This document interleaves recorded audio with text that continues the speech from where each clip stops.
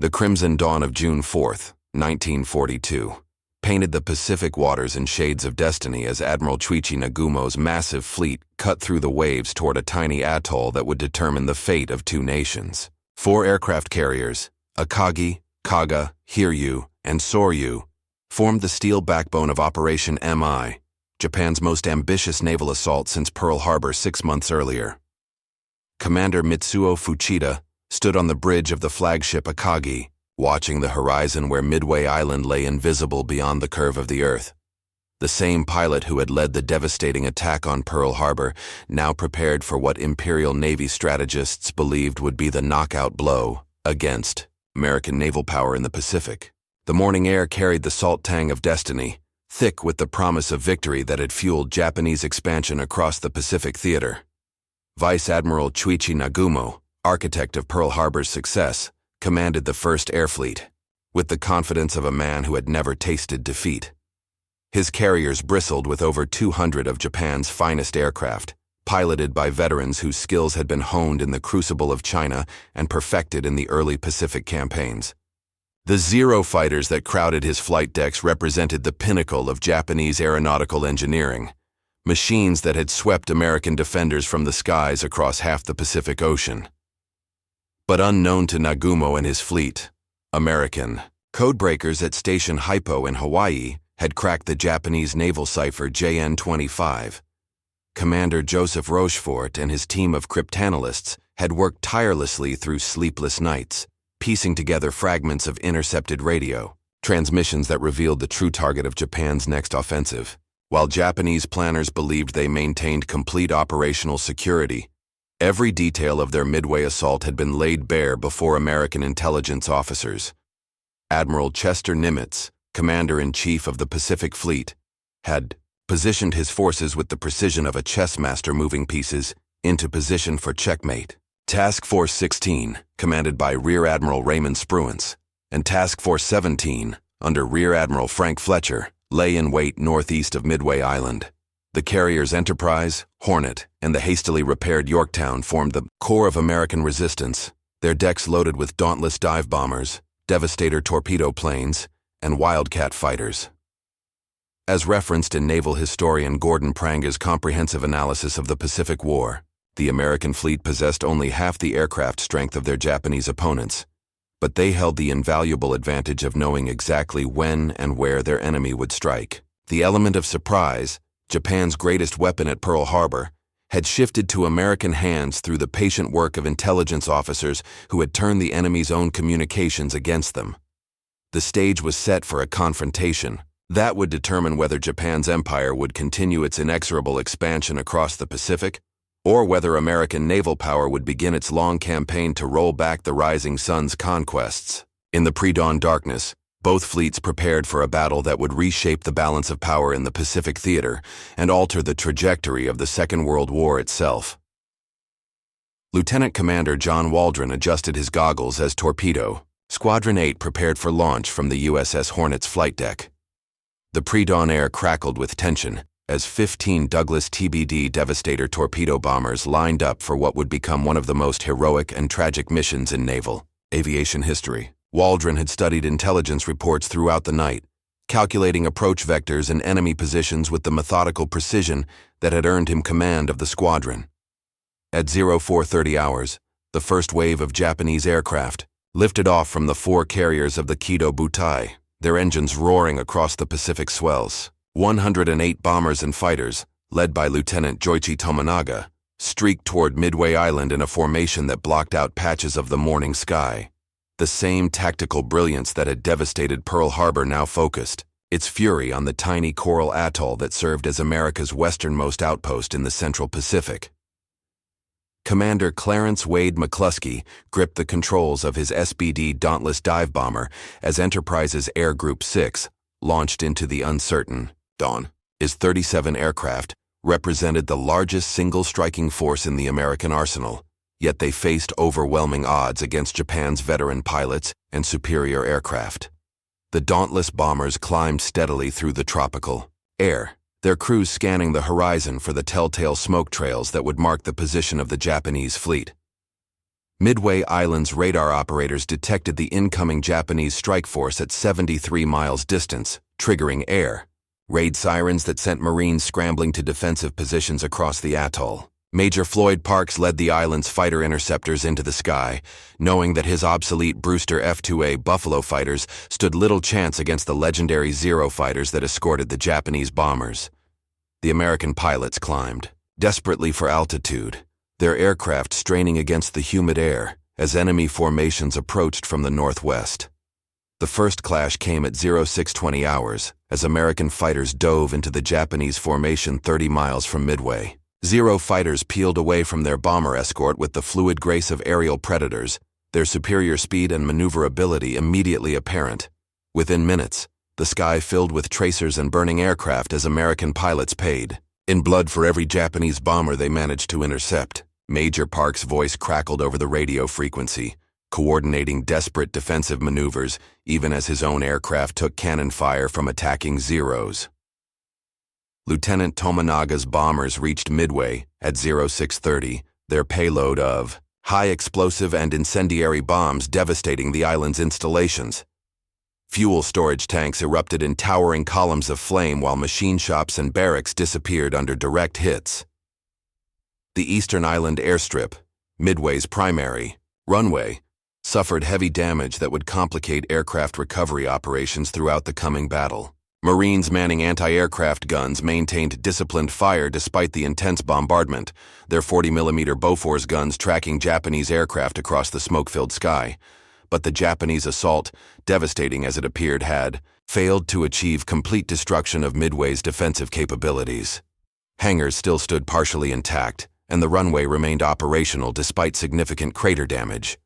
Lieutenant Tomonaga radioed back to Admiral Nagumo aboard the Akagi, reporting that a second attack would be necessary to neutralize the American base completely. This recommendation would prove fateful, as it forced Nagumo to choose between preparing for naval combat against the American fleet and conducting follow-up strikes against land targets. As Japanese bombers turned northeast for their return flight to the carriers, American strike aircraft were already approaching the estimated position of the enemy fleet. The opening phase of the Battle of Midway had drawn first blood, but the decisive confrontation between carrier forces still lay ahead in the expanding theater of the Central Pacific. Admiral Nagumo paced the bridge of the Akagi as conflicting reports flooded the flagship's communications center. At 0728 hours, the cruiser Tone's reconnaissance aircraft reported sighting 10 American ships bearing 0 degrees, distance 240 miles from the Japanese fleet. The message sent shockwaves through the carrier's command structure, as no American naval forces were supposed to be operating in the area, according to Japanese intelligence estimates. Lieutenant Commander Wade McCluskey led his dive bombers in ever-widening search patterns, fuel gauges dropping steadily as Enterprise's Air Group 6 scoured empty ocean for the Japanese carriers. Radio transmissions from other American squadrons created a confusion of overlapping voices and contradictory position reports. The vast Pacific had swallowed both fleets in its immensity, turning the battle into a deadly game of hide-and-seek played across thousands of square miles of open water. Torpedo Squadron 8 approached the Japanese fleet from the southwest, Lieutenant Commander Waldron having made his own navigation calculations, despite conflicting orders from the Hornet's Air Group commander. His 15 Devastator torpedo bombers flew in tight formation just above the wave tops, their crews scanning the horizon for the telltale masts and superstructures of enemy warships. The obsolete aircraft carried Mark 13 torpedoes that required perfect approach angles and close-range launches to achieve any probability of success against maneuvering targets. At 0920 hours, Waldron's squadron spotted the Japanese fleet spread across the northern horizon like a miniature city floating on the Pacific swells. 4 aircraft carriers steamed in formation, surrounded by battleships, cruisers, and destroyers that bristled with anti-aircraft weapons. The sight represented the most powerful naval force Japan had ever assembled, a concentration of firepower that had dominated the Pacific theater since the opening days of the war. As noted in Samuel Eliot Morrison's definitive naval history of World War II, the approaching American torpedo attack faced impossible odds against the combined firepower of the Japanese fleet and its experienced fighter pilots. Zero fighters dove from high altitude like vengeful hawks, their machine guns and cannons tearing through the slow-moving devastators with methodical precision. American rear gunners returned fire desperately, their single .50 caliber machine, guns no match for the superior firepower and speed of their attackers. One by one, the devastators fell into the Pacific Ocean, their crews disappearing beneath the waves along with their aircraft. Lieutenant Commander Waldron's bomber was among the first to go down, the squadron commander's voice cutting off mid-transmission as cannon fire shredded his aircraft's control surfaces. Ensign George Gay, the sole survivor of Torpedo Squadron 8, watched helplessly from his life raft as the last of his squadron mates crashed into the sea around him. The sacrifice of the torpedo squadrons, though tactically unsuccessful, achieved a crucial strategic objective by drawing Japanese fighters down to low altitude and disrupting the timing of carrier operations. Admiral Nagumo faced an agonizing decision as his aircraft returned from the Midway strike. Should he immediately launch a second wave against the American base, or should he prepare his carriers for naval combat against the newly discovered enemy fleet? The admiral chose compromise, ordering his aircraft to rearm with armor-piercing bombs suitable for attacking ships rather than the high-explosive ordnance needed for land targets. This decision created a window of vulnerability as Japanese carriers brought their aircraft below decks for rearming operations. Flight decks that had been clear for immediate launch now crowded with aircraft, fuel lines, and ordnance as deck crews worked frantically to prepare for the next phase of combat. The Kido Butai, which had operated with clockwork precision throughout the early Pacific campaigns, now found itself caught between competing tactical requirements at the worst possible moment in the developing battle. Lieutenant Commander Clarence Wade McCluskey pushed his Dauntless dive bomber to maximum range as fuel needles approached the red zone on his instrument panel. Enterprise's Air Group 6 had been airborne for over 2 hours, searching empty ocean while precious aviation gasoline burned away with each passing minute. Below the aircraft, the Pacific stretched endlessly in all directions, its blue surface offering no hint of the Japanese fleet's location. At 10:22 hours, McCluskey spotted a lone Japanese destroyer racing northeast across the swells, its wake cutting a white line through the azure water. The warship was the Arashi, which had been pursuing the American submarine Nautilus after the submarine's unsuccessful torpedo attack on the Japanese fleet. McCluskey made the crucial decision to follow the destroyer's course, reasoning that any Japanese ship moving at high speed in these waters must be heading toward the main fleet. 35 minutes later, the Enterprise dive bombers crested a low cloud formation and beheld the entire Japanese striking force spread beneath them like pieces on a game board. 4 aircraft carriers steamed in formation, their flight decks crowded with aircraft being refueled and rearmed for the next strike. The carriers Akagi, Kaga, and Soryu appeared as perfect targets, their defensive fighters having been drawn down to sea level by the earlier torpedo attacks. McCluskey's voice crackled over the radio frequency as he positioned his squadrons for attack. Attack immediately. We'll hit the carriers. The 37 Dauntless dive bombers rolled into their attack dives from 14,000 feet, their crews feeling the familiar sensation of acceleration as gravity pulled them toward their targets.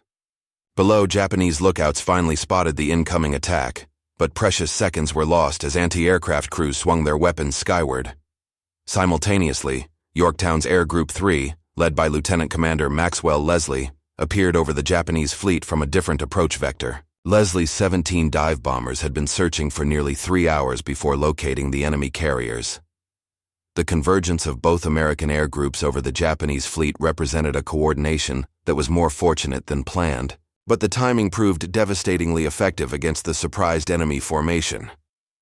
Lieutenant Dick Best pushed his Dauntless into a near-vertical dive toward the carrier Akagi, Admiral Nagumo's flagship. Japanese anti-aircraft fire began to fill the sky with black bursts of explosive shells, but the American pilots maintained their attack approach with grim determination. Best's 1,000-pound bomb penetrated the carrier's flight deck amidships, detonating among fueled and armed aircraft that had been prepared for the next strike against Midway Island. As documented in contemporary Pacific Fleet action reports, the coordinated dive bomber attack achieved devastating results within the span of 5 minutes. The carrier Kaga took 4 direct bomb hits that ignited massive fires throughout the ship's hangar spaces. Soryu suffered 3 hits that left the carrier dead in the water, her flight deck buckled, and her aviation fuel creating an inferno that, could be seen for miles across the Pacific Ocean. The Akagi, flagship of the fleet that had dominated the Pacific for 6 months, took 2 direct hits that started uncontrollable fires among the aircraft and ordnance crowded on her hangar deck.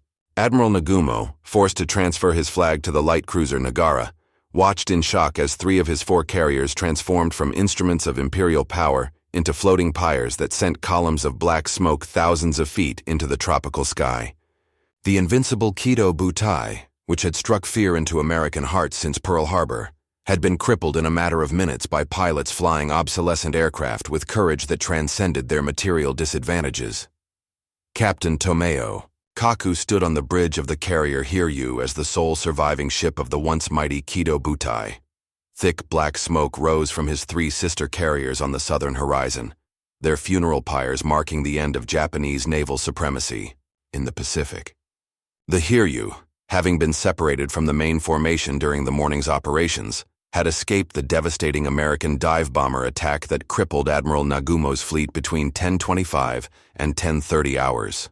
Lieutenant Michio Kobayashi led 18 dive bombers and 60 fighters from the Hiryu's flight deck at 10:58 hours, seeking vengeance against the American carriers that had delivered such a crushing blow to Japanese naval power. The strike force climbed steadily through the humid air, their pilots burning with determination to restore honor to the Imperial Navy through a successful counterstrike against the enemy fleet. Aboard the USS Yorktown, damage control parties worked frantically to repair the carrier's machinery spaces after the morning's combat operations. Captain Elliot Buckmaster supervised repair efforts while maintaining the ship's operational status, knowing that Japanese retaliation would come swiftly once the enemy located the American task force. The carrier's fighter director officer, Lieutenant Commander John Thatch, positioned his Wildcat fighters in defensive formations around the task force perimeter. At noon, radar operators aboard the Yorktown detected incoming aircraft at 46 miles distance, bearing 270 degrees. The carrier's klaxons sounded general quarters as gun crews raced to their battle stations and fighter pilots prepared for immediate launch. 18 Douglas SBD Dauntless dive bombers and 12 Grumman F-4F Wildcat fighters rose from the Yorktown's flight deck to intercept the approaching Japanese strike force.